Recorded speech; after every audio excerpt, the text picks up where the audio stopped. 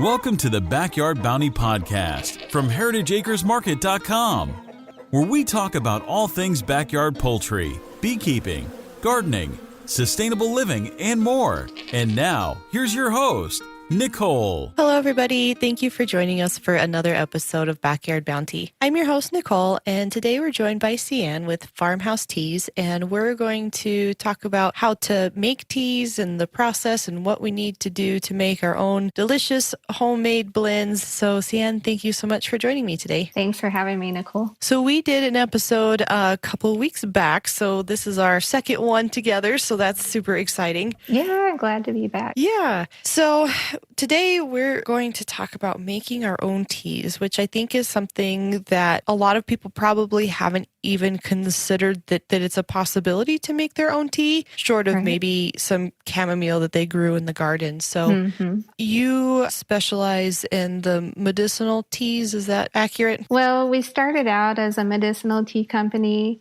and there's a lot of legalities around marketing medicinal teas because you can't call it a medicine. There's some legal things that would get you into the drug labeling and that kind of thing. And so we kind of drifted towards teas more for sipping. And we do have some wellness blends. We found that it's easier to teach people how to make their own medicinal teas than necessarily market them that way. I guess that makes sense. There can be certain stipulations that make things challenging, right. Just like essential oils. Yes.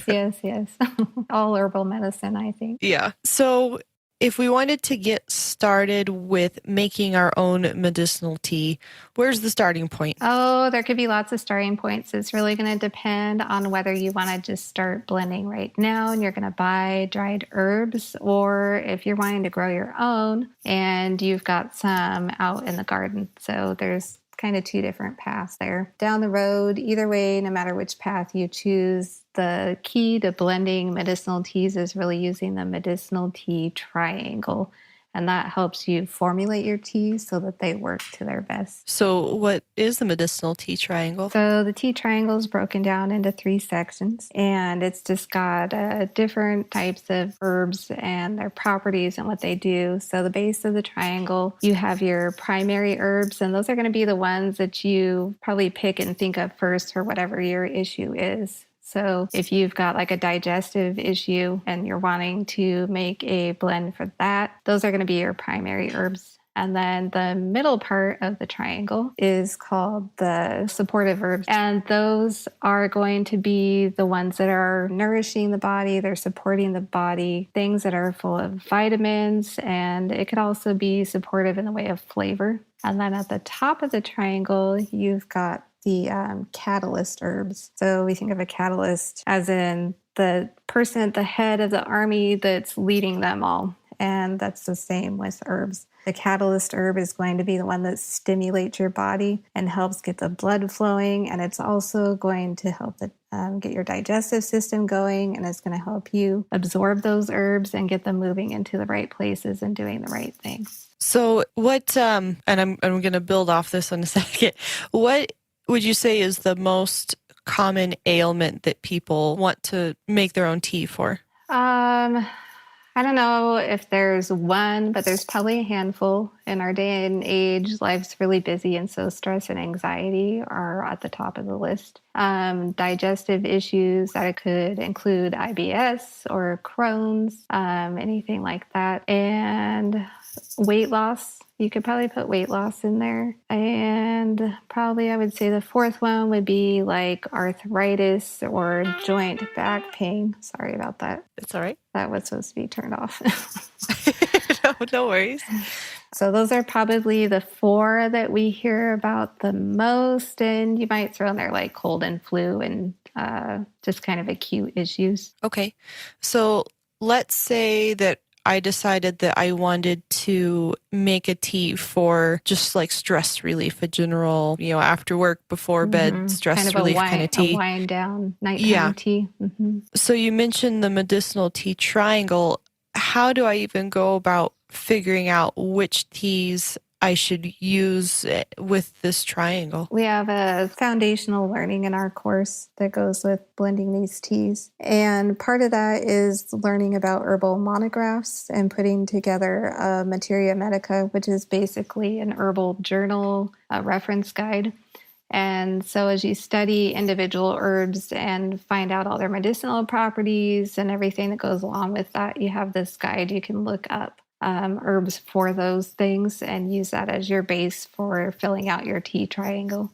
And when it comes to building the tea triangle, how do we know that all of the flavors are going to get along well? With medicinal teas, that can be a little tricky because a lot of medicinal herbs, they don't necessarily taste that fantastic. Right. So people are probably going, yep, I've had medicinal tea before. It tasted horrible. I'm not getting it down. Yeah. Yeah. So to get them to taste good, I think a little bit of experience comes along with that. You've got to kind of mesh the knowledge of blending teas for flavor along with blending teas for medicinal purposes and try and find your happy middle. And that's really going to change for each person because everyone's got, flavor preferences, things they like and things they don't like. So you kind of mentioned earlier in your course, I guess we should say that you do have a course in brewing medicinal teas, blending them. Yes, blending and growing and preserving. And as we talk about this, if somebody decides that they want to go ahead and blend their own teas, is that available on your website? Yes, we actually have a different website. It can be found on our Farmhouse Teas page too, but we have our educational site is called Grow, Create, and Sip. So it would be growcreatesip.com, and all the info on the course and future courses are there. Okay, great.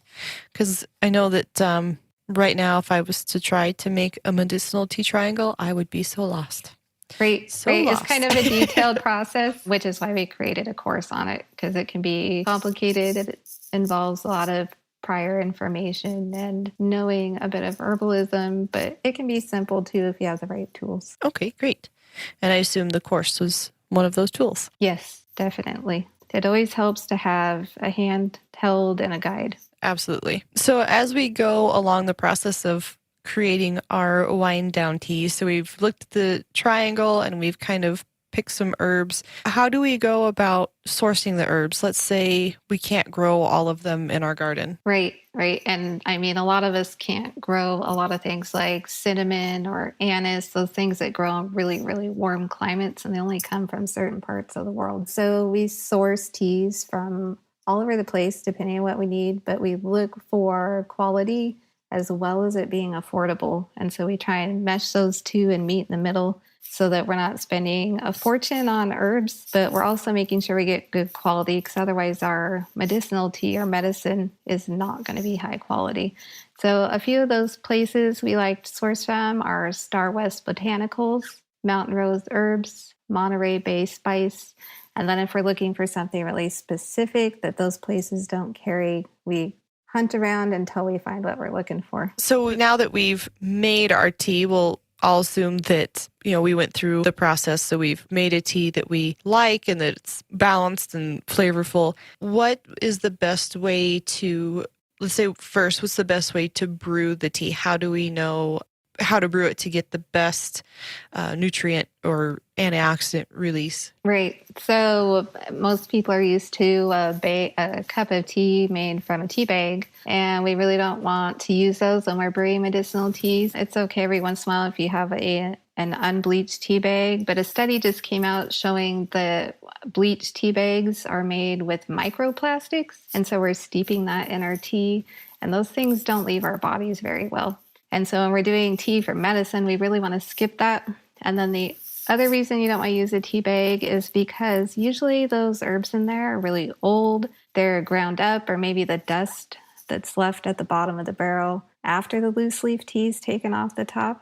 So we want to get quality herbs and we want to get whole herbs. And then we want to brew them differently for medicine. We want to steep them for a longer time, usually 10 to 15 minutes if you're doing an infusion. And then we're going to use a larger amount of herb too.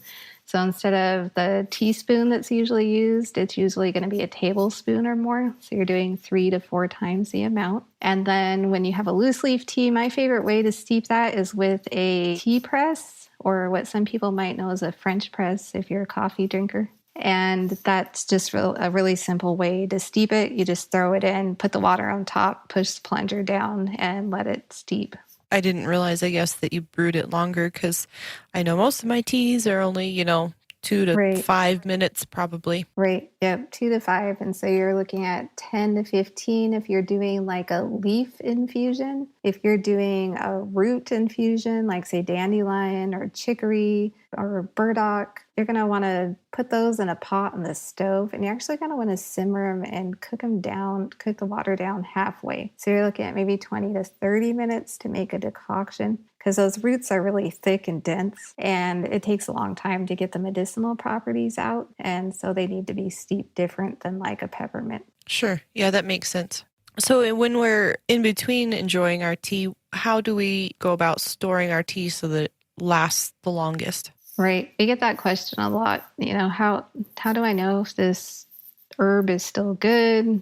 Do they go bad? So dried goods, and specifically herbs for tea, they don't go bad like, say, the leftovers in your refrigerator. The leftovers are going to get moldy, they're going to get smelly, and you know that they are bad. So with the herbs, they don't necessarily just go bad.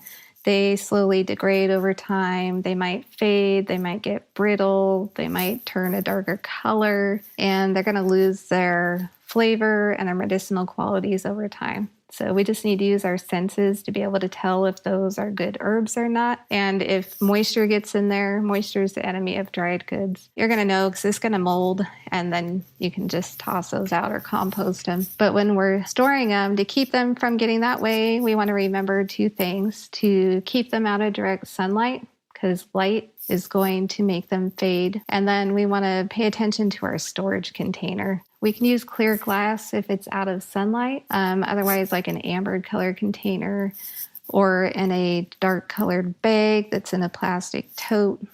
And keeping them stored that way will keep them fresher longer. And then we just want to keep them in a cool, dry spot and out of moisture so that we don't get that moisture in the dried herbs. So how long would you say the average dried tea is good for? When we're blending on the farm, we put a best by date of about 18 months. Now it's just going to depend on how it's stored.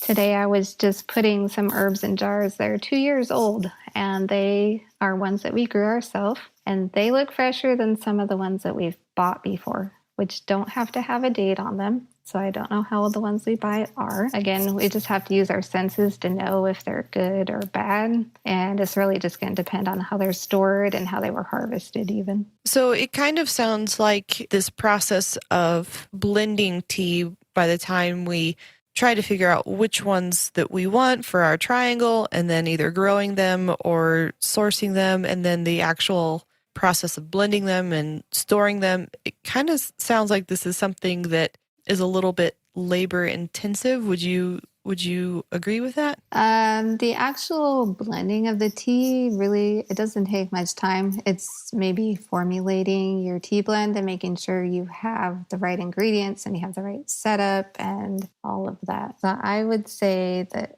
once you have the knowledge, it probably would only take you 5 to 10 minutes to blend a tea for an ailment. It is probably not as overwhelming as it really sounds. Right. And do you have any other tips or tricks or suggestions for those that are starting out and wanting to start brewing their own teas? I'm sorry, blending their own teas.